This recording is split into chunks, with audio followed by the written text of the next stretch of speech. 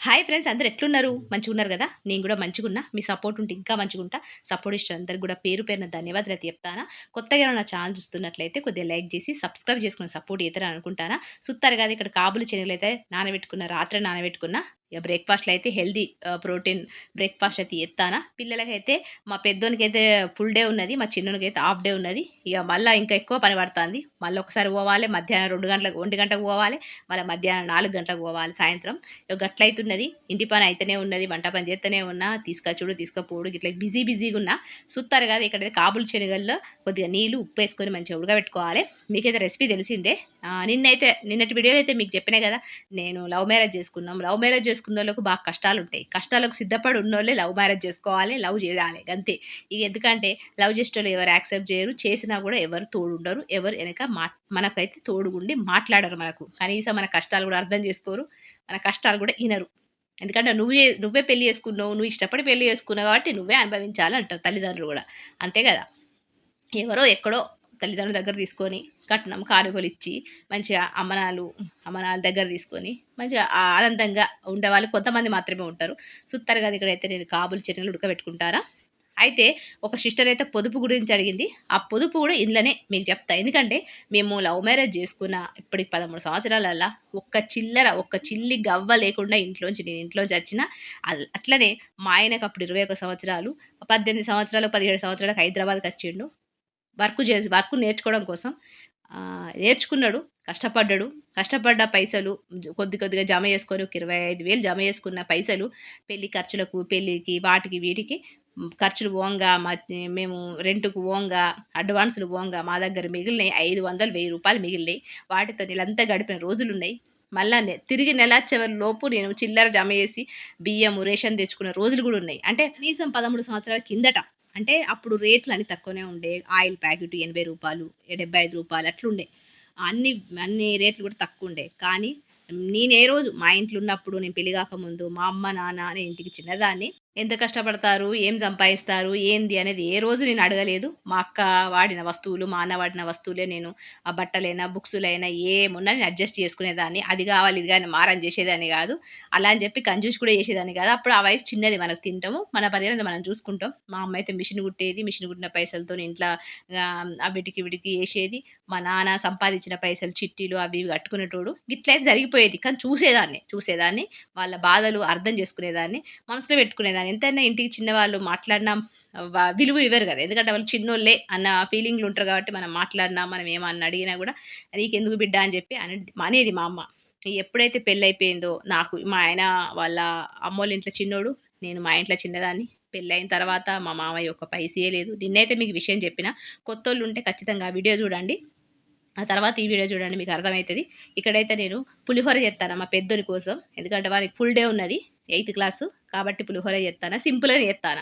మీకైతే తెలిసిందే కాబట్టి నేను రెసిపీ అందుకే చెప్తలేను. అయితే అట్లా పెళ్లి చేసుకున్న తర్వాత నాకైతే అసలు కష్టమనే విషయమే తెలవకపోయేది పెళ్లి గాకముందు. కాబట్టి ఇగ పెళ్లయిన తర్వాత ఎండాకాలంలో మే 16 తారీఖు మాకు పెళ్లయింది. నాకు అసలు ఘోరమైన సిట్యుయేషన్ ఎండాకాలం అంటే నాకు ఉడకపోత కాబట్టి నాకు కూలర్ లేకపోతే నిద్ర పట్టకపోయేది. మా ఆయన అప్పుడు ఆయన దగ్గరున్న 25,000 12,000 పోంగా, రెంటులు పోంగా, అడ్వాన్స్ పోంగా, రేషన్ పోంగా మిగిలిన పైసలతోని అప్పటిదప్పుడు రూ. 1000 పెట్టి ఆయన నాకు కూలర్ తీసుకొచ్చిండు. వాళ్ళ దోస్తు దగ్గర అప్పడిగి మరి తీసుకొచ్చిండు. అట్లా చూసుకున్నాడు. అట్లా నిజంగా మేము బాగా కష్టపడ్డాం. మిగిలిన పైసలు చిల్లర పైసలు జమ చేసుకొని గ్యాస్ సిలిండర్‌లు అంటే ఒక రూ. 200 పెడితే గ్యాసు నింపే చిన్న సిలిండర్‌లొత్తాయి గదా! గండ్ల కూరలు వండుకున్న, అన్నం వండుకున్న రోజులుండే. ఆ గ్యాస్ అయిపోతే గూడా పక్కోళ్ళు, ఎదురోళ్ళని అడిగితే ఇచ్చేటోళ్ళు గాదు. ఇచ్చేటోళ్ళు గాకపోతే ఏం చేసేదాన్ని, ఇగ ఆ రోజు ఒక పూట అన్నం తినేటోళ్ళం గాదు. పెళ్లైన 5 నెలలకే మా పెద్దోడు కడుపులో పడ్డాడు. ఆ 5 నెలలు అట్లా నరకమైతే అనుభవించిన. ఎందుకంటే ఇటు నుంచి మా అత్త, మా అమ్మ ఇంటికచ్చిర్రు, పెళ్లి చేసిర్రు గానీ, మరి బిడ్డ మరి నీ దగ్గర పైసలు లేవు. నీకు పెళ్లి చేసుకున్నావు గదా! ఒక 500 ఉంచుకో, 1000 ఉంచుకో, ఒక 2, 3000 ఇత్తా అని చెప్పి మా మా మామయ్య ఇయ్యలేదు. గవర్నమెంట్ ఎంప్లాయీ అయ్యి గూడా.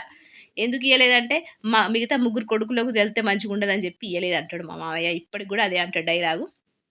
గట్ల మా ఆయనకు తల్లిదండ్రులున్నట్టే, అన్నదమ్ములున్నట్టే గానీ, ఎవ్వరు సహాయం జేసింది లేదు.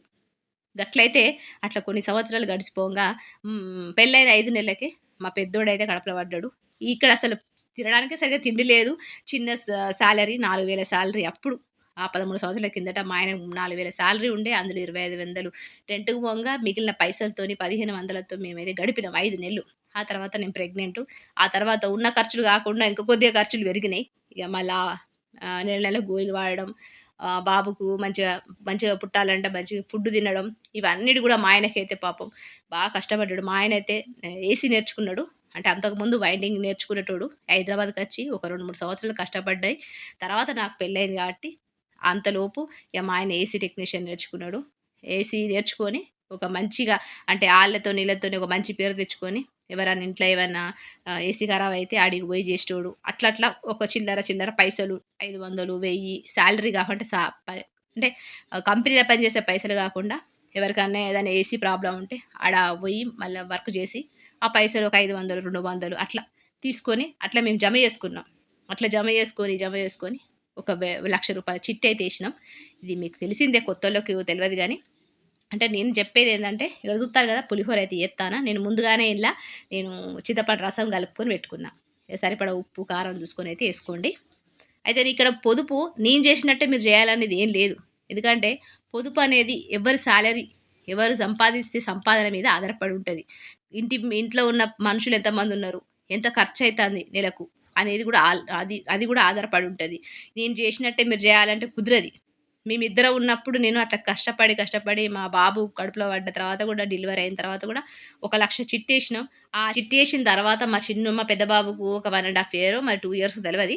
ఆ టైంలో మళ్ళా చిట్టి పైసలు రూ. 1,00,000 వచ్చినాయి గదా! అవి ఇంట్లో ఉంచుకోవద్దు అని జెప్పి 5,00,000 చిట్టేయమని జెప్పి మా ఆయనకు జెప్పిన. మా ఆయన భయపడ్డాడు. ఎందుకంటే మా ఆయనకు అప్పుడు కొంచెం 2 సంవత్సరాలల్ల 4,000 సాలరీ ఉండే ఫస్టు. ఆ 2 సంవత్సరాల్లో 7,000 సాలరీ ఏసిండు వాళ్ళ సారు. అంటే పిల్లలు పె పెళ్లయింది. బాబు పుట్టిండు గదా! అని జెప్పి నేను అడుగుమంటే మా ఆయన అడిగిండు. 7,000 సాలరీ జేసిండు. 5,00,000 చిట్టేయమని జెప్పిన. భయపడ్డాడు. మస్తు టైట్‌గా గడిపినాం. ఒకరోజు తిని, ఒకరోజు తినక అట్లా ఏసిన రోజులు ఎన్నో ఉన్నాయి. నిజంగా మనము ఏదైనా కావాలనుకుంటే, ఏదైనా జేయాలనుకుంటే ఫస్ట్ మనము వాటి మీద నిలబడాలి. అట్లా అని జెప్పి తినడం మానేయొద్దు. ఆళ్ళు ఇల్లు తీసుకున్నారు, ఆళ్ళు భూమి తీసుకున్నారు, ఆళ్ళు మంచిగా బాగుపడ్డారు అనే ఆలోచన అస్సలు రానీయద్దు. ఎవ్వరికి ఎట్లా రాసిపెడితే గది అట్లనే జరుగుతది.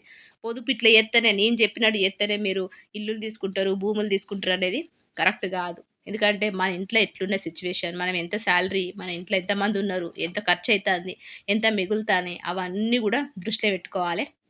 నేనైతే 5,00,000 చిట్టేయమని జెప్పిన. మా ఆయన ఈరోజు ఉన్నాడు. ఈరోజు మేము ఇట్లున్నామంటే, మా ఆయన నెక్కర్లేసుకున్న కాడి నుంచి అంటే కనీసం మా ఆయన పరిచయం నాకు 17 సంవత్సరాల నుంచి పరిచయం మా ఆయన.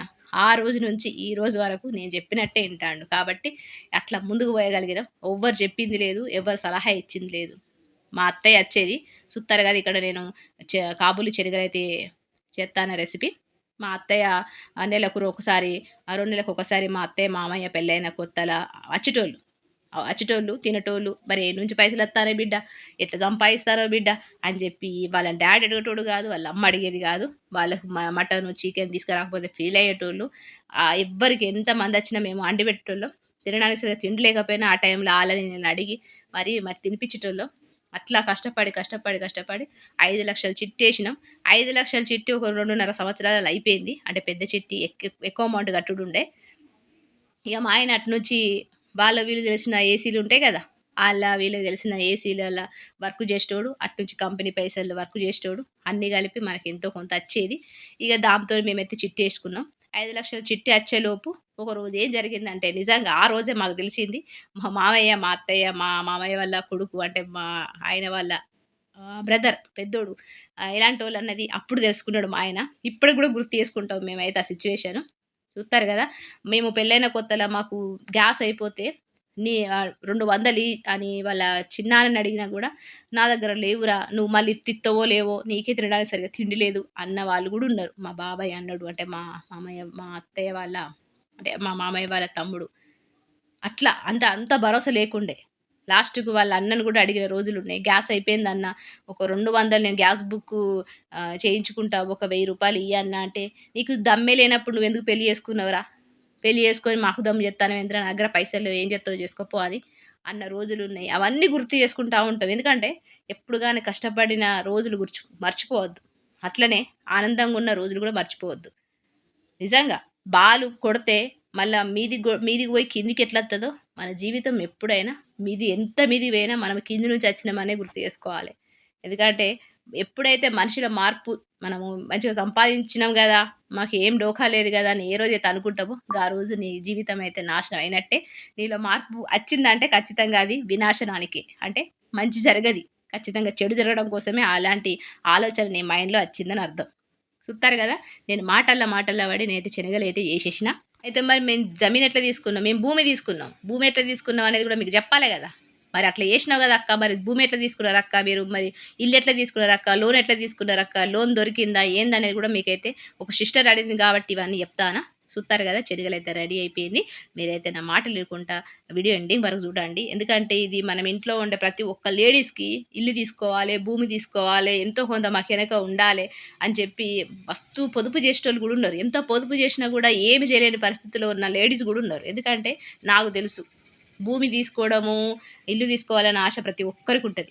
కానీ అది కొంతమందికి మాత్రమే సాధ్యమైతది. ఎందుకంటే ఏదైనా అదృష్టం ఉండాలే. ఏదైనా అదృష్టంతో పాటు కష్టం ఉండాలి. ఈ 2 ఉండాలే. కష్టపడ్డా కూడా కొంతమందికి భూమి దొరకదు, ఇల్లు తీసుకోరు. అది ఇగ వాళ్ళ అంతే ఇగ మనం ఏం చేయలేము. కానీ ఒకటి మాత్రం గుర్తుపెట్టుకోండి. ఎంత ఎదిగినా ఒదిగుండాలనేది గుర్తుపెట్టుకోవాలి. గింతే. నేనైతే మా ఆయనకైనా, మా పిల్లలకైనా గిదే చెప్తా. ఎంత కష్టపడ్డామో అది ముందు గుర్తుపెట్టుకో అని చెప్తా మా ఆయనకైతే. సుత్తారు గదా! మా ఆయనైతే పిల్లలైతే స్కూల్‌లో డ్రాప్ చేసి వచ్చిన తర్వాత మా ఆయన జిమ్ నుంచి వచ్చిండు. ఇగ ఫ్రూట్స్ అయితే తింటాన్నాము. టిఫిన్ చేసిన తర్వాత. అయితే మరి మేము జమీన్ తీసుకోవాలి అని అంటే మాకు హైదరాబాద్‌లో ఉన్నాం. కిరాయి ఇంట్లో ఉండేటోళ్ళం. మా రెండో బావ వేరే దేశంలో ఉండేటోడు. ఆయన ఒక 5, 6 సంవత్సరాలు వేరే దేశంలో ఉండేటోడు. ఎప్పుడొచ్చినా మా ఇంటికి వచ్చేటోడు. మా ఇంట్లోనే ఆ రోజు వచ్చిన రోజు మేము ఫుడ్ చేసేటోళ్ళం, తినేటోళ్ళు, మళ్ళా ఎళ్ళిపోయేటోళ్ళు. అట్లా పెళ్లి చేసుకున్నాడు. ఒక 5, 6 సంవత్సరాలు వేరే దేశంలో ఉన్నాడు. మేము ఎప్పుడు వచ్చినప్పుడల్లా మరి ఎన్ని ఖర్చులైనాయో, ఒక మనిషి ఇంటికొచ్చిండంటే వాళ్ళ పిల్లలు, వాళ్ళ మా బావ వాళ్ళ అమ్మ, నాన్న, వాళ్ళ చిన్నమ్మ, చిన్నాన్న, వాళ్ళ మరుదులు, తమ్ముళ్ళు, పిల్లలు అందరూ గూడా మా ఇంటికొచ్చేటోళ్ళు. ఒక్కరు గూడా ఎంత పైసలున్నయి అని ఎవ్వరు అడిగేటోళ్ళు గాదు. ఆర్డర్‌లు చేసేటోళ్ళు. ఈ కూరండు, ఆ కూరండు, రోటీలు చెయ్యి, డ్రైవర్ చికెన్ తినడు, మటన్ తింటడు అని జెప్పి అన్ని ఆర్డర్‌లు జేత్తే మేము రకరకాల వంటలు చేసేదాన్ని. మా ఆయన చేసేటోడు. ఖర్చులయ్యేటి. ఆయన ఎప్పుడొచ్చినా నెలకు 2 సంవత్సరాలకు 2 సార్లు వచ్చేటోళ్ళు. ఎప్పుడొచ్చినా ఖర్చులయ్యేది. ఒక్కరోజు గూడా మమ్మల్ని ఎన్ని పైసలున్నాయని అడిగేటోళ్ళు గాదు. మా మామయ్య అయినా, మా అత్తమ్మైనా, లాస్ట్‌కి వాళ్ళ అన్నలైనా, తమ్ముళ్ళైనా ఎవ్వరు అడిగేటోళ్ళు గాదు. అదే మేము అడిగితే మా దగ్గర పైసలు లేవు అనేటోళ్ళే ఉండే. ఇగ గట్లయితే ఒకరోజు ఏం జరిగింది, అట్లా 5, 6 సంవత్సరాలు మేము తినిపించినాం. ఈ రోజు వరకు నేను ఎవ్వరికి చెప్పలేదు. ఇప్పుడు మీకు చెప్తాను. ఎందుకంటే నా సబ్‌స్క్రైబర్స్ కాబట్టి నేను పెట్టిందే మీకోసం, అన్ని విషయాలు షేర్ చేసుకోవడం కోసం కాబట్టి ఛానెల్. అందుకే షేర్ చేసుకుంటానా సిస్టర్స్. అయితే మా ఒకరోజు ఏం జరిగిందంటే మా మామయ్య, మా అత్తయ్య సౌదీకి పోయిర్రు. సౌదీ అంటే హజ్ కర్తేనా? హజ్ చేస్తారు గదా! మేము మక్కాకు పోతాం గదా! అక్కడికైతే పోయిర్రు. పోయిన తర్వాత అప్పటికి మాకు పెళ్ళై 2.5 సంవత్సరాలు అయితాంది. చూత్తారు గదా! 12 అయితాంది. మా చిన్నోడికైతే తీసుకొని రావాలి. మా పెద్దోడినైతే టిఫిన్ బాక్స్ ఇయ్యాలని చెప్పి నేనైతే రెడీ అయితానా.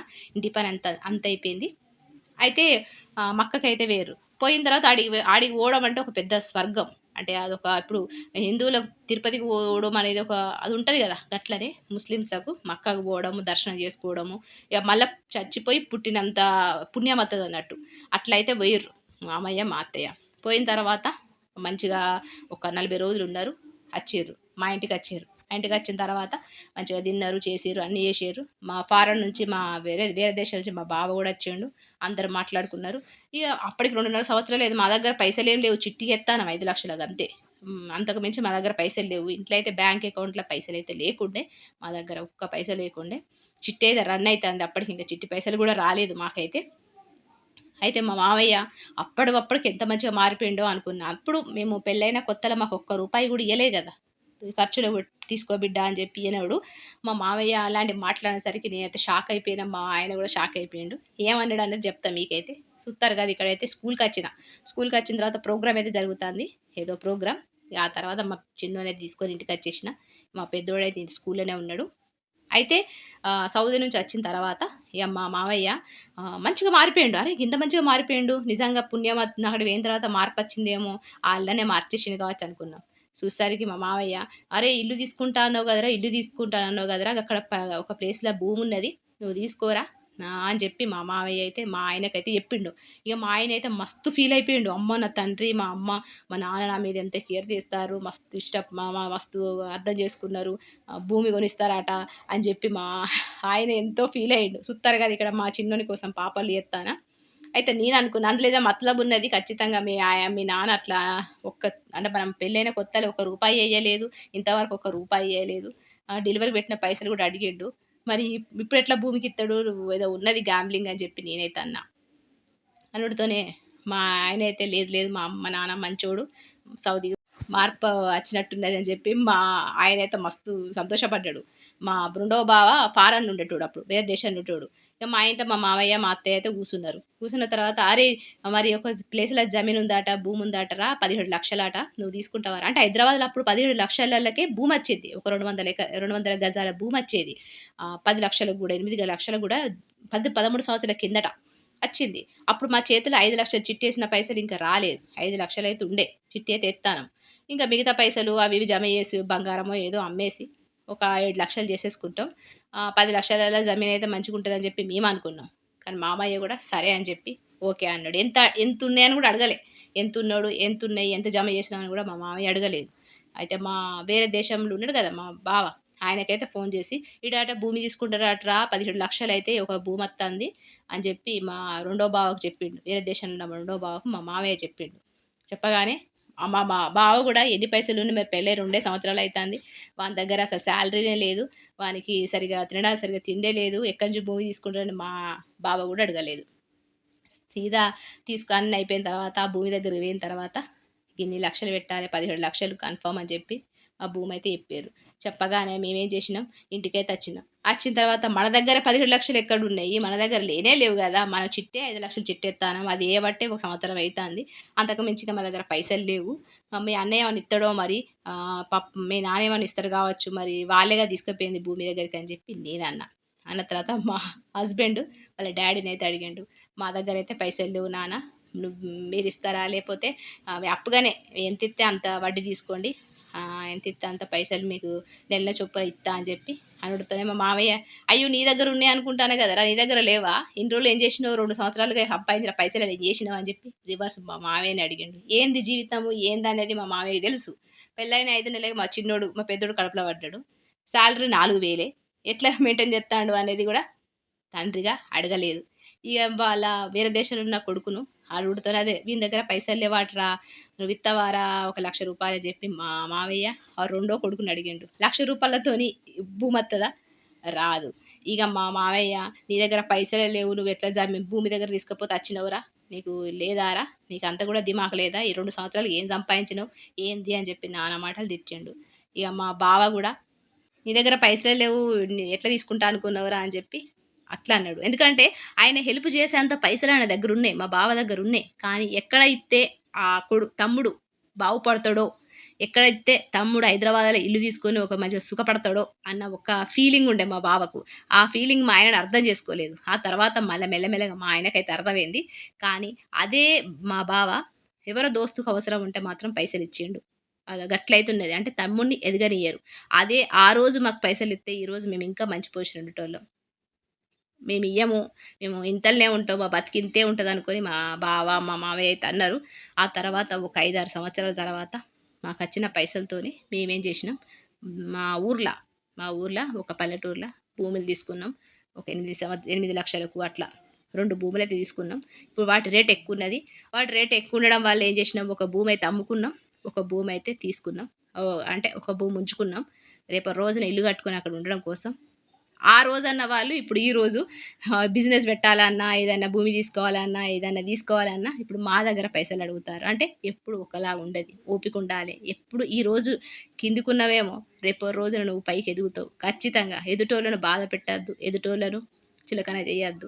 నీకెట్లా పొదుపు చేయాలంటే నేను చెప్పేది ఒకటే సిస్టర్. ఏందంటే మనము మనం తినాలే, హ్యాపీగుండాలే, ఖర్చులు జేయాలే, కడుపు నిండా తినాలి. ఎంత సంపాదించినా కడుపు నిండా తినడం కోసమే.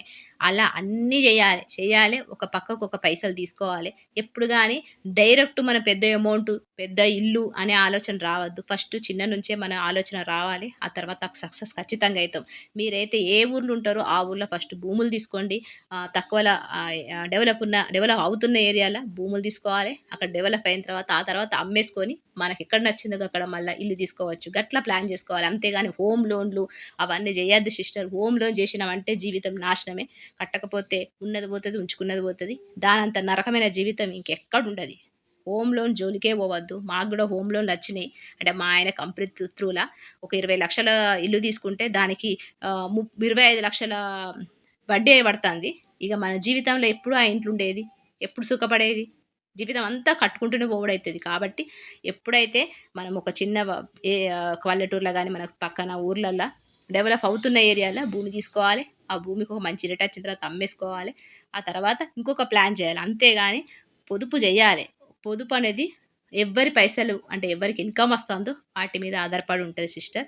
నేనైతే నీకు మంచిగా చెప్పినట్టున్నా. అంటే నా లైఫ్‌లో జరిగినది నేను పొదుపు ఎట్లా చేసినా, ఎట్లా సంపాదించినా అంటే ప్రతి ఒక్కరికి నాలాగానే జరగాలని ఉండదు. ఎవరింట్లో కష్టాలు, ఎవరింట్లో పొదుపు, ఎవరింట్లో పైసలు, ఇన్‌కమ్ దాన్ని బట్టి మీరు ఒక మంచి ఆలోచనతోని ముందుకు పోవాలి సిస్టర్. ఒకేసారిగా ఇల్లు తీసుకోవడం అయితే ఎవ్వరి వల్ల గాదు. ఒకవేళ తీసుకున్నా గూడా హోమ్ లోన్ పెట్టి తీసుకుంటే మాత్రం అది కష్టాల పాలైనట్టే. ఎందుకంటే అంతకు మించిన ఇన్‌కమ్ ఎక్కువుండాలి. కాబట్టి నేను చెప్తున్నా సిస్టర్ మీకు అర్థమైందనుకుంటానా? గిట్లయితున్నది. నేను మాటల పడి మధ్యాహ్నం అయింది. మా చిన్నోనికి ఏదో పప్పు చేసి పెట్టినా. ఇగ సాయంత్రం అయింది. 4, 3:30 అయితాంది. వాడు బ్రెడ్ జామ్ తింటా అన్నాడు. ఇగో గిట్లయితున్నది ఇయాల. నాకు తెలిసి లవ్ మ్యారేజ్ చేసుకున్నోళ్ళకు వెనక సపోర్ట్ ఎవ్వరుండరు. అరేంజ్ మ్యారేజ్ చేసుకున్నోళ్ళకి ఎంతో కొంత కట్నం అని చెప్పి అమ్మ నాన్నల వైపు నుంచి, అత్తమామల వైపు నుంచి ఎంతో కొంత హెల్ప్ ఉంటది. రిలేషన్స్ ఉంటారు. బాధ్యతలు వాళ్ళు చూసుకుంటారు. బరువు బాధ్యతలు ఎంతో కొంత అండగా ఉంటారు. కానీ లవ్ మ్యారేజ్ చేసుకున్నోళ్ళు సక్సెస్ అయిన వాళ్ళు లవ్‌లో దాంతో పాటు లైఫ్‌లో గూడా సక్సెస్ గావాలి. ఎక్కడైతే ఓడిపోయినామో గక్కనే గెలిసి చూపియాలె. ఈరోజు మా అమ్మ మేమైతే కార్‌లో పోతాంటే మాకిట్లా భూములున్నాయనే విషయం తెలిసి మా అమ్మ మస్తు ఆనందపడతాంది. మస్తు అంటే మస్తు ఆనందపడతాంది. నన్ను దగ్గర తీసుకోకపోయినా "నువ్వు మంచిగున్నావు గదా బిడ్డ, మంచిగా బతుకుతాన్నావు గదా బిడ్డ" అని చెప్పి మా అమ్మ అన్న మాట జాలు నాకు. మొన్న ఫోను చేస్తే అదే అన్నది. నేను బక్రీద్‌లో పోయినా గదా! రంజాన్‌లో పోయినా గదా! గప్పుడు గదే అన్నది. మీతో షేర్ చేసుకోలేదు. రేపు షేర్ చేసుకుంటా. ఎప్పుడు మాట్లాడింది, ఏమేమి మాట్లాడిందనేది గూడా మీతో షేర్ చేసుకుంటా. ఎందుకంటే లవ్ మ్యారేజ్ చేసుకోవడం ఎంత కష్టమో, చేసుకున్న తర్వాత ఆ కష్టాలు అనుభవించడం గూడా అంతే కష్టం. అన్నిటికి సిద్ధంగుండాలే. మరి ఈ వీడియో మీకు నచ్చిందనుకుంటానా? కొత్తోళ్ళైతే సబ్స్క్రైబ్ చేసుకోండి. పాతోళ్ళైతే ఒక లైక్ ఇయ్యండి. కొంతమందికి షేర్ చేయండి. ఎందుకంటే లవ్ మ్యారేజ్ చేసుకున్నోళ్ళకి ఇది ఎంతో కొంత వాళ్ళకు హెల్ప్ అయితదని అనుకుంటానా. ఎప్పుడు నేను షేర్ చేయమని అయితే అడగా. ఈరోజైతే అడుగుతానా.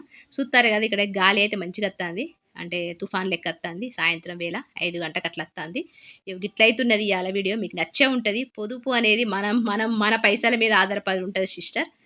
ఏది లెక్కలు పెట్టుకొని బుక్‌లో రాసుకుంటే అది జరగదు సిస్టర్. నేను ఎన్నో సార్లు లెక్కలు పెట్టుకున్న, బుక్‌లో రాసుకున్న అది జరగలేదు. మనం బుక్‌లో రాసుకున్న రోజే ఎక్కువ ఖర్చులైతాయి. గట్లయితుంటది మరి. ఇగ ఉంటా మరి. నమస్తే. సెలవు.